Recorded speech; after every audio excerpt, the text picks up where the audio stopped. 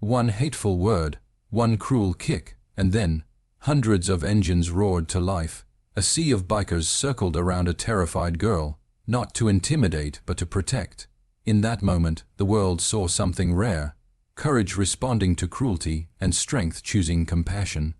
On an otherwise ordinary afternoon at the Santa Monica Pier, a place known for its vibrant atmosphere, its carousel music drifting through the air, and the mingling of tourists and locals, an incident occurred that would burn itself into the memory of everyone who witnessed it.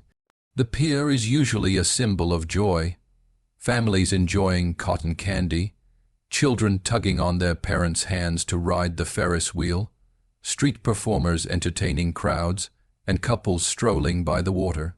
But on this day, beneath the laughter and coastal breeze, something darker unfolded.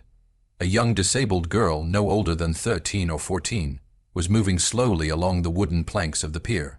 She used a walker, its rubber grips slightly worn, signs of daily reliance, but she maneuvered with a sense of determination and dignity. Her pace was steady, careful, and unhurried. For her, independence was not something to take for granted. It was an achievement reclaimed step by step. The pier was her place of joy too, somewhere she could soak in life like everyone else. But cruelty rarely waits for the right moment.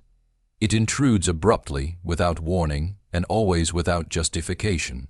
A group of teenagers, louder than the rest, fueled by their own immaturity, were weaving through the crowd.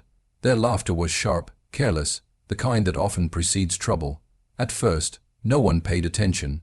Teenagers being rowdy is not unusual. But as they approached the disabled girl, their attention shifted, eyes narrowing with a kind of interest that was anything but innocent. One of them scoffed under his breath, another smirked, and within seconds, their amusement twisted into something malicious. Instead of navigating around her like any decent human being, they slowed down deliberately, as though targeting her presence. The girl continued on, unaware at first, focused only on her steps and the rhythm of her walker tapping lightly against the pier. Then came the words that would slice through the hum of the crowd like a blade. Move, cripple. The insult wasn't whispered, it wasn't muttered. It was delivered loudly, intentionally, for the sake of humiliation. People nearby froze, not yet reacting, but certainly absorbing the impact of what they had just heard. The girl turned her head, startled, her eyes wide with confusion and fear. Her grip tightened on her walker instinctively, as if bracing herself against an emotional impact she had endured too many times before. But the bullies weren't done. Cruelty rarely stops with one act. One of the boys, in a sudden burst of aggression, kicked the side of her walker. It wasn't a light nudge. It was forceful, deliberate enough to destabilize her balance.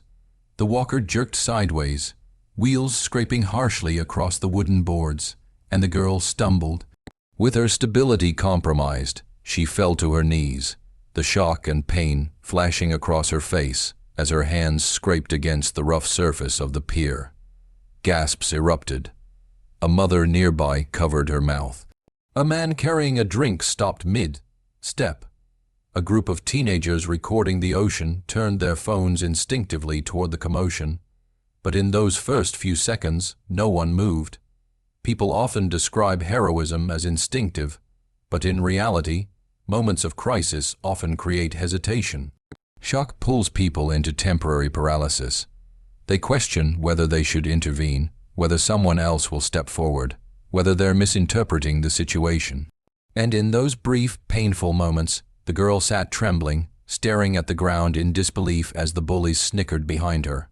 Her walker, her support, her mobility, her independence, lay at an angle beside her, one wheel spinning slowly as if reflecting the violence that had just occurred. She didn't look at the bullies. She didn't shout back. She didn't even cry at first. She just stared downward, breathing unsteadily, her body rigid with shame more than pain.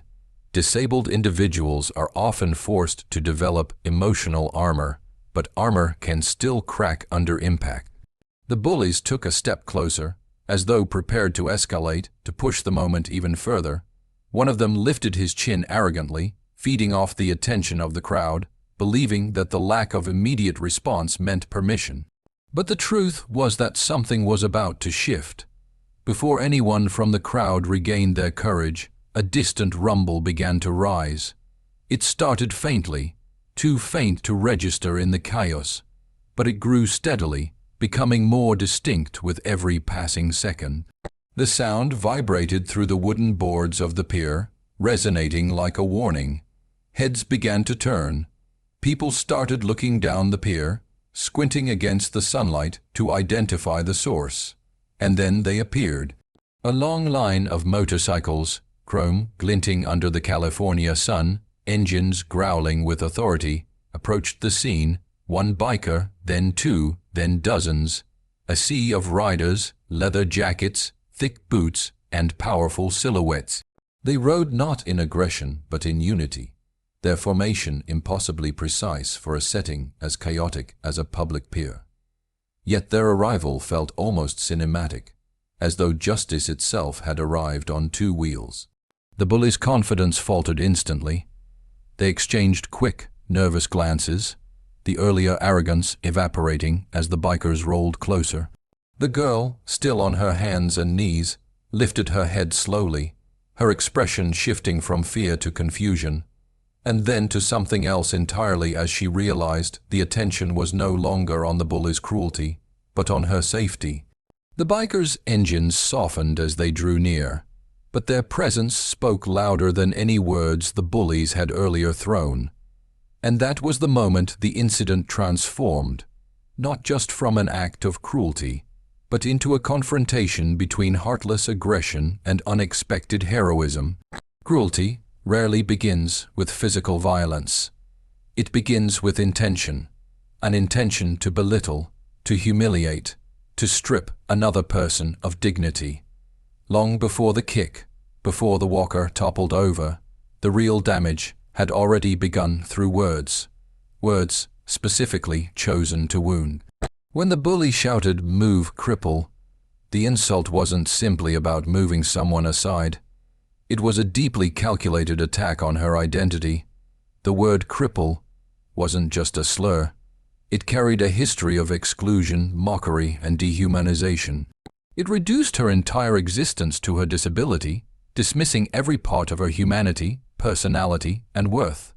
For the girl, those three syllables carried the weight of years. Years of people staring too long. Years of being spoken to slowly, as if she couldn't understand. Years of whispers in hallways. Years of being treated as fragile, helpless, or inconvenient. She had heard similar words before, maybe not as loudly, maybe not as publicly, but always with the same cutting intent. Still, hearing it in the middle of a sunny, bustling pier, surrounded by strangers, struck something deep inside her. She froze not just because she felt threatened, but because she recognized the tone. She knew the cruelty behind it well enough to anticipate what was coming next. The bullies weren't satisfied with a verbal attack. Cruelty rarely operates alone. It craves an audience. The boy who kicked her walker didn't do it out of impulse. There was a pause before the kick, an intentional pause, where he looked back at his friends, smirking, waiting for approval. His friends snickered, some egging him on with subtle nods or amused grins.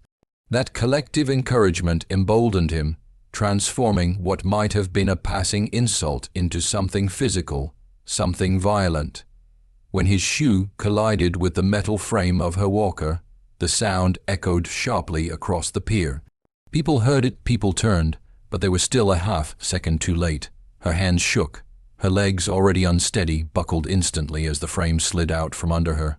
The walker didn't just tip, it twisted awkwardly, jerking sideways with enough force to knock her completely off balance. The moment her knees hit the wood, a small cry escaped her soft, but painfully raw. It wasn't loud enough to overpower the laughter behind her, but loud enough to cut into the hearts of those who witnessed it. The bullies reacted the way people committed to cruelty usually do. They laughed, not the nervous laughter of people who made a mistake. No, this was the triumphant laughter of boys who believed they had done something amusing, something impressive, something to brag about later. The ringleader stepped closer, towering over her. His shadow fell across her small frame, making her seem even smaller, more vulnerable.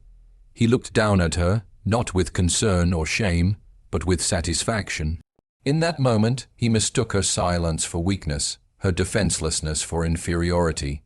He didn't realize, and would soon learn, that vulnerability has allies and cruelty has consequences. The girl's eyes stayed glued to the ground. Her hair fell forward, partially hiding her face, but even from a distance, the redness in her cheeks gave her emotions away. She wasn't just hurt, she was humiliated. Her hands trembled as she tried to push herself upright. The rough wood of the pier scraped her palms, leaving faint marks that would sting long after the moment ended. She reached for her walker, but it was too far out of grasp.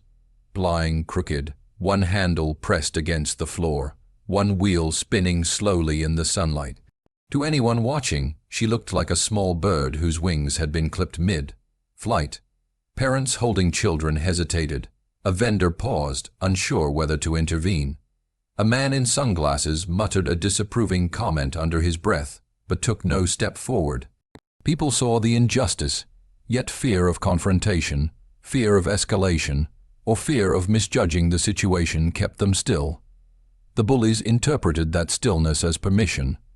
One of the boys whispered something to another, their eyes darting between the girl and the scattered onlookers. Their confidence grew. They leaned in closer, the cruel smirks deepening, feeding off the silence around them. Bullies thrive when no one stands up. They grow bold when they believe others will look away. The ringleader sneered again, preparing to say another insult, likely worse than the first. His friends shifted, positioning themselves around him as though forming a twisted circle of encouragement. Everything about their posture, their smirks, their whispered taunts reflected a deeply rooted problem. They believed cruelty made them powerful, but there was something they had not considered.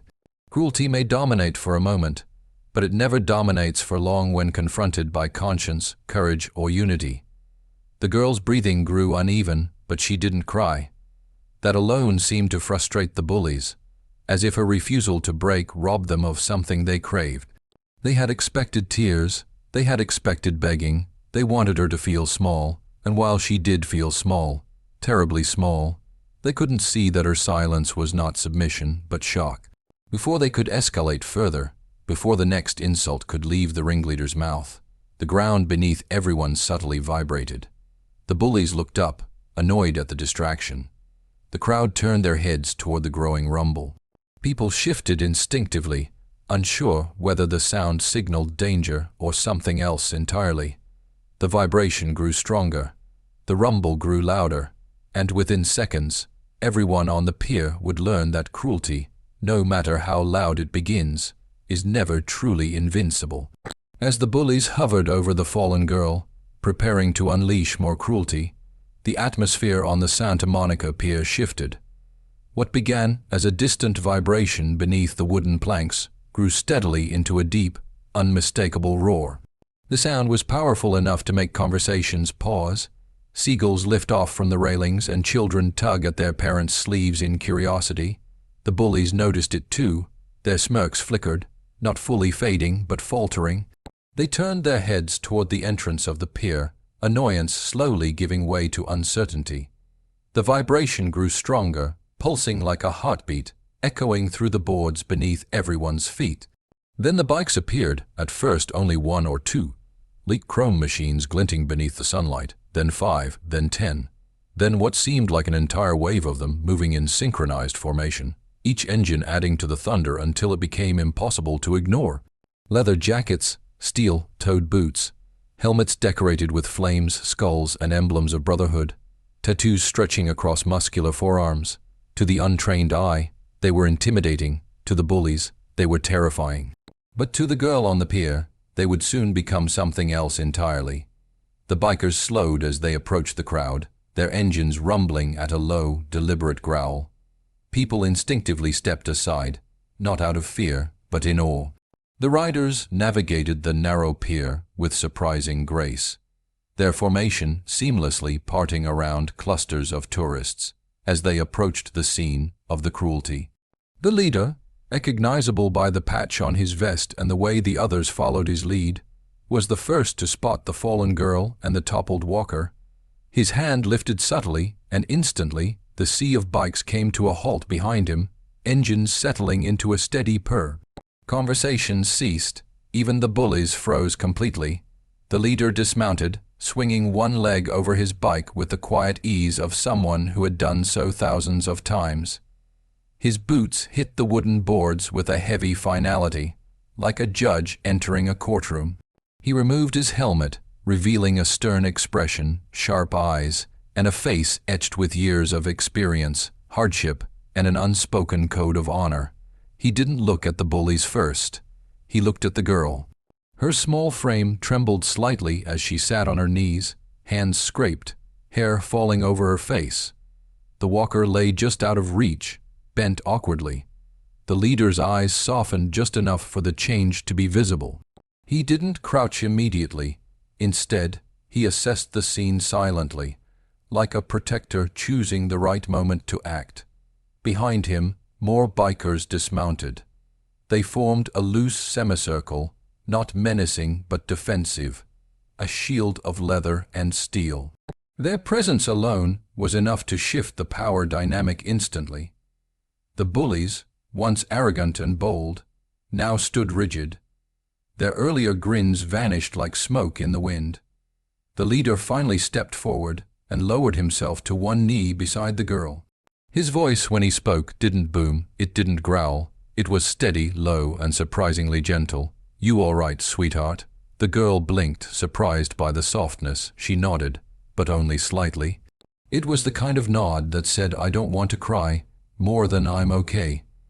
Another biker stepped forward, picking up her walker with a carefulness that contrasted starkly with the violence used against it moments earlier. He inspected the frame for damage, tightening one of the loosened handles before returning it to its upright position. The wheel, still spinning, came to a stop beneath his hand. One of the other bikers, towering, heavily tattooed with a beard that brushed his chest, crossed his arms and glared directly at the bullies. He didn't speak. He didn't need to. His stare alone was a warning. The leader glanced up at the boys. The tone of his voice shifted ever so slightly. "Is this your doing?" The ringleader swallowed hard. His bravado was gone. He stuttered something under his breath, but the words were too quiet to hear. His friends shuffled backward, no longer eager to participate. One biker stepped forward, not aggressively, but assertively. He positioned himself between the bullies and the girl, making it clear that whatever harm they had tried to inflict would go no further. The crowd began to murmur, some people recording, others whispering about what had happened. Witnesses pointed toward the bullies, recounting the events in hurried voices.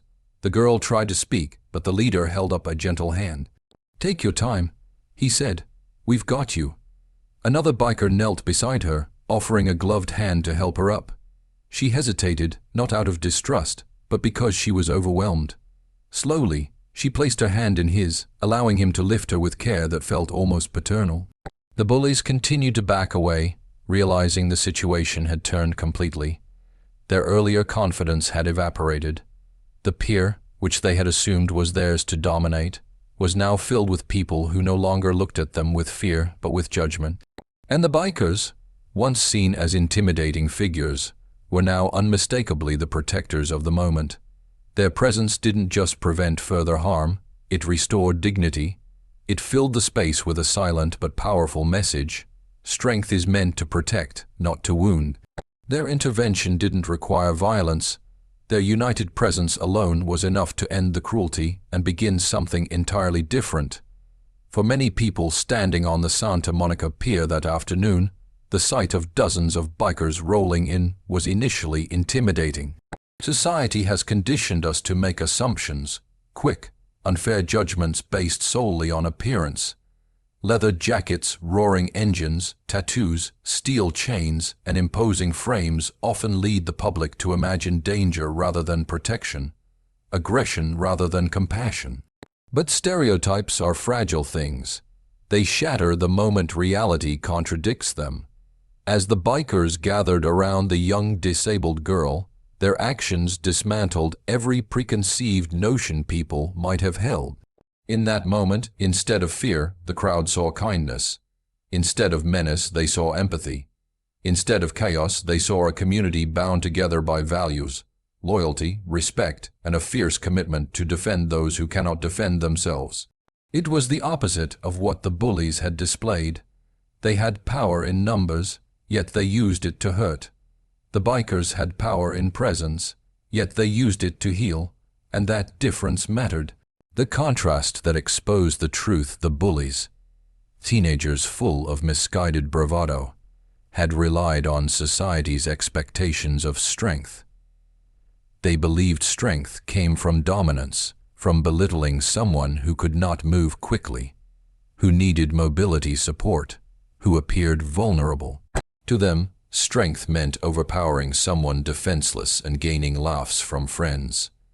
But the bikers embodied a completely different definition of strength, one rooted not in harm, but in protection.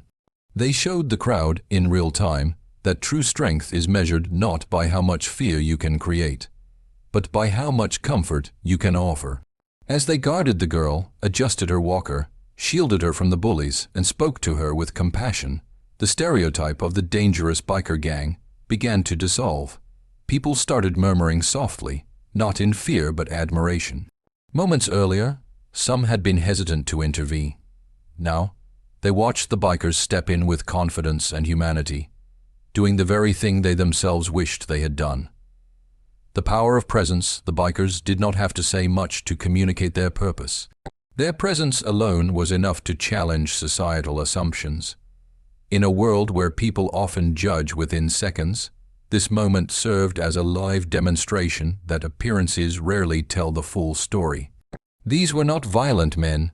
These were fathers, sons, veterans, workers, husbands, ordinary people who had created a brotherhood built on shared values. Many biker groups are known for their charity events, rides for children's hospitals, fundraising for cancer patients, and supporting veterans. But the public often overlooks these contributions, focusing instead on stereotypes fueled by movies and media. Here, on the pier, the truth became visible. One biker, massive, tattooed from wrist to shoulder, knelt down gently to hand the girl her walker. Another rested a protective hand on her shoulder, keeping her steady. A third positioned himself between her and the crowd, giving her privacy from the staring eyes.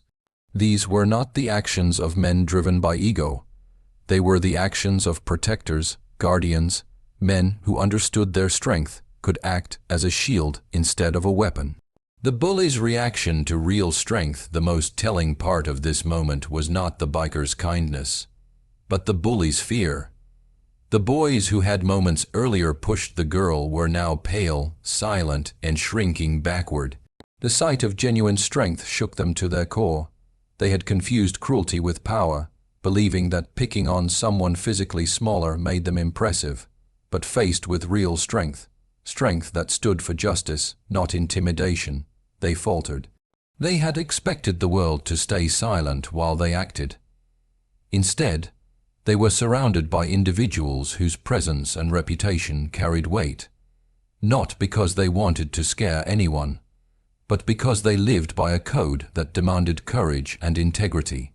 Their shame was visible, their fear was visible, but most importantly, their realization was visible. They saw, clearly and painfully, that what they had mistaken for strength was nothing but cowardice. The crowd's transformation: as the bikers cared for the girl, the crowd experienced a transformation as well.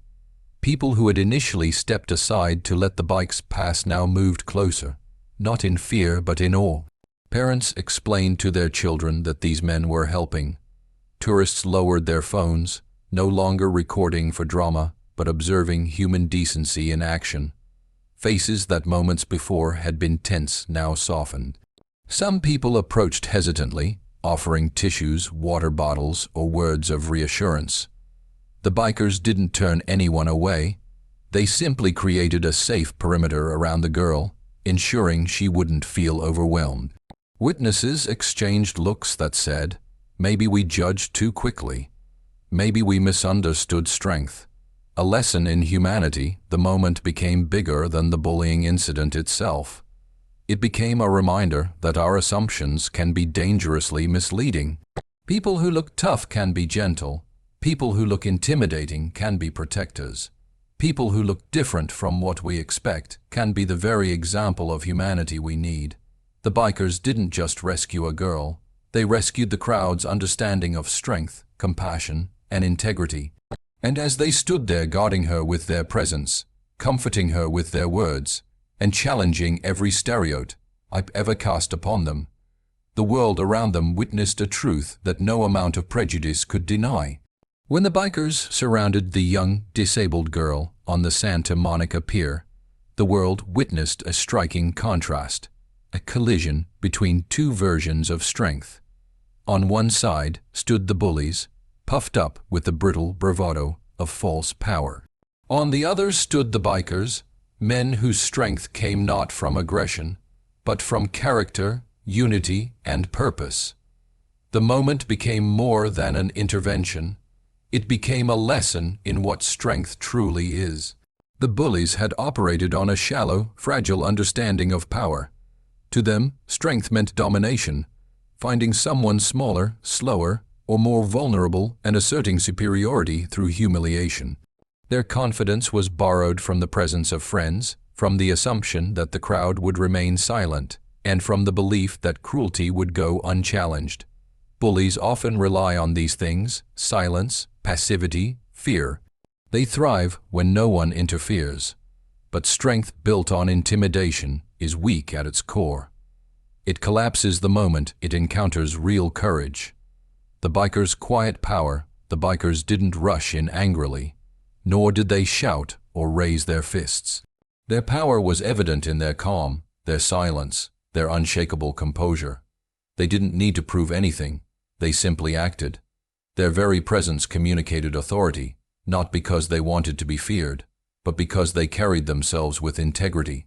The leader's gentle voice when he knelt beside the girl revealed something profound. Strength is not measured by the volume of your roar, but by the steadiness of your heart. Real strength isn't the impulse to strike back, it's the instinct to protect. Real strength isn't about forcing others down, it's about lifting others up. Real strength doesn't need an audience, it needs purpose. Every movement the bikers made demonstrated this quiet power. One biker steadied the girl's arm, another adjusted a walker, a third shielded her from the staring crowd. Their actions formed a kind of choreography, unspoken, unified, and deeply human. There was no ego. No need to threaten the bullies, no need to shout at them. Their strength spoke for itself. The girl's perspective on strength for the girl, the message of true strength, became profoundly personal. Moments earlier, she had experienced the false strength of cruelty, the kind designed to break her spirit. She knew too well the sting of words like cripple, the shame of being pushed to the ground, and the humiliation of being mocked for something she couldn't control. But now, surrounded by protectors instead of tormentors, she saw the other side of strength. She saw kindness from people who didn't know her, loyalty from strangers, and a shield built from compassion rather than fear. Her eyes, once filled with fear and shock, softened as she realized the bikers were there for her, not because they wanted praise, but because they believed in doing what was right. That realization in itself was powerful. It showed her that the world, though filled with cruelty at times, also contains immense goodness. Goodness strong enough to stand against hate. The bullies confront real power. As the bullies watched the bikers protect the girl, they were forced to face a different kind of power than the one they wielded. Their earlier boldness evaporated the moment they stood face to face with authentic strength. They saw men who didn't need to hurt others to assert their presence. Men who didn't tear people down to feel superior. Men who could silence a crowd simply by standing still. This confrontation revealed a truth that bullies often avoid. True strength exposes false strength. The bullies weren't afraid of being hurt, they were afraid of being seen as cowards, seen as weak, seen as the opposite of everything they pretended to be. The bikers didn't lecture them, they didn't threaten them. They simply existed, calm, grounded, unmovable, and that alone was enough to dismantle the bullies' illusion of power. Strength as responsibility. The bikers' actions also underscored another message. True strength carries responsibility. Power without purpose becomes dangerous, but power used with restraint, empathy, and awareness becomes transformative. These men understood that their presence could diffuse violence without creating more. They recognized that their size, their numbers, and their reputation could be used as a force for good. And they chose to use it that way, not because they had to, but because they believed in a code bigger than themselves. Protecting the girl wasn't an obligation, it was a moral instinct. Strength that inspires others. The crowd also learned from this moment. People who had hesitated earlier now stepped forward. A woman offered the girl a bottle of water. A father crouched down to ask if she was hurt. A musician nearby stopped playing and asked what happened. The biker's calm, confident intervention didn't just end the bullying. It empowered others to step in and support the girl as well. Sometimes the presence of real strength gives permission for others to be brave. Sometimes all it takes is one act of courage to awaken the courage of many. Strength defined by compassion. In this moment, the bikers demonstrated a truth often forgotten in a world obsessed with physical power, status, and dominance. Strength is nothing without compassion. It is compassion that gives strength purpose. It is compassion that turns power into protection. It is compassion that transforms bystanders into allies and strangers into guardians. The scene on the pier became a living definition of strength, not as the bullies understood it, but as the world needs it to be. As the crowd gathered around the girl and the bikers maintained their protective circle, something began to shift, not just on the pier, but within the people watching. It was the kind of shift that happens when you see something that contradicts your expectations, challenges your comfort, and calls your conscience forward. This moment wasn't only about what had happened, it was about what it demanded from everyone who witnessed it. It was a mirror held up to society, quietly asking, what would you have done? Bullying is not new. Cruelty is not rare. Acts of violence, physical, emotional, verbal, occur in public spaces more often than we care to admit. And far too often people look away, not because they do not care, but because fear freezes them, doubt distracts them, uncertainty convinces them that someone else will intervene. But on the Santa Monica Pier that day, the bikers stepped forward before anyone else did.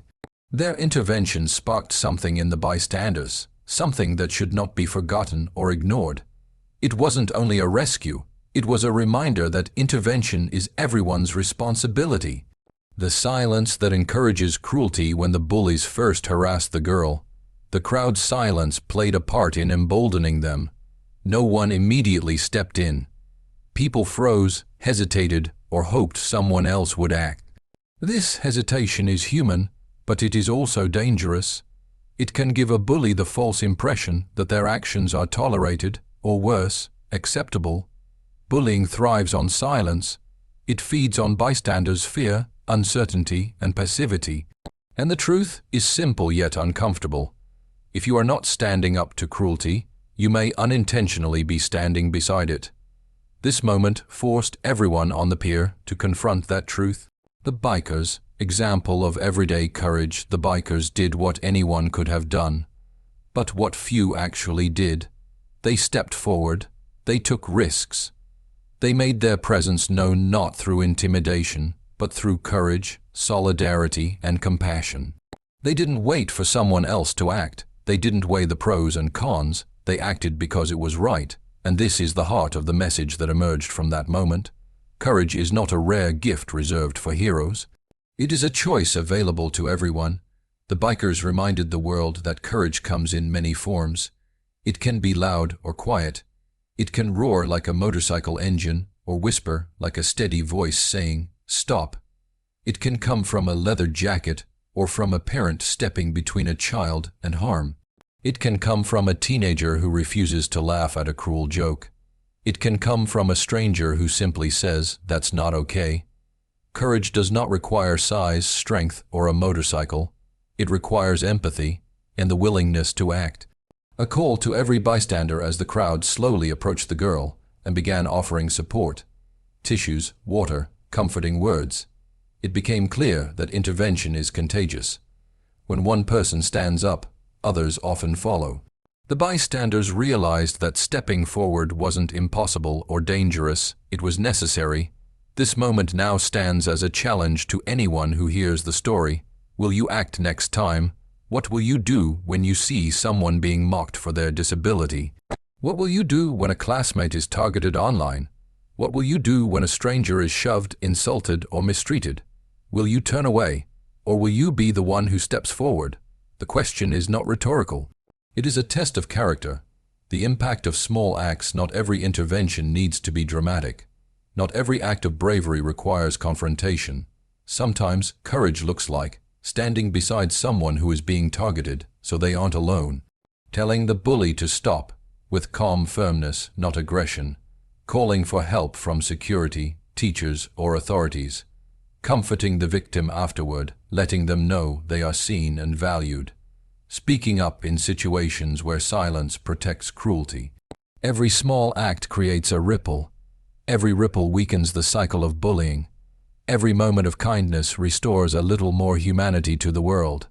The responsibility we all share. The bikers showed that strength used for good can change the course of someone's day, and even their life. But they also showed that we do not need to be part of a club to make a difference. We do not need to be physically strong, or socially powerful, or emotionally fearless. We just need to care enough to act.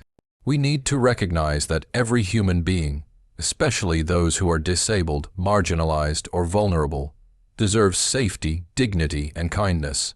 And when that dignity is threatened, we must become shields, not spectators. The story becomes a lesson. The image of the bikers surrounding the girl will linger in the minds of those who saw it, not because it was dramatic, but because it was meaningful. It revealed what is possible when regular people refuse to let cruelty go unchallenged. It showed that society becomes safer, kinder, and more just when individuals choose action over apathy. And this is the final message that rose from that day on the pier. The world doesn't change when bullies act. The world changes when the rest of us do. And so, when we think back to that afternoon on the Santa Monica Pier, the bullies, the cruelty, the fall, and the sea of bikers who chose compassion over indifference, we are reminded of something undeniable. The measure of a society is not found in how loudly the cruel ones act, but in how boldly the good ones respond. That day, a young girl learned that the world still holds protectors. The crowd learned that stereotypes can be shattered in a single moment of bravery. The bullies learned that true strength cannot be faked. And we, hearing this story now, are given a choice. Will we be silent observers or courageous defenders? Will we wait for someone else to act? Or will we become the ones who step forward? Will we choose comfort? Or will we choose character? Because in every school hallway, every street corner, every workplace, every online room, and every public space, there will always be someone who needs a voice, a friend, a shield. And the truth is simple. The world becomes kinder every time you decide to be brave. So the next time cruelty appears, whether in a whisper or a shout, may you remember the roar of those engines, the circle of protection, the strength wrapped in compassion. And may you be the person who steps in, not because you have to, but because it is right.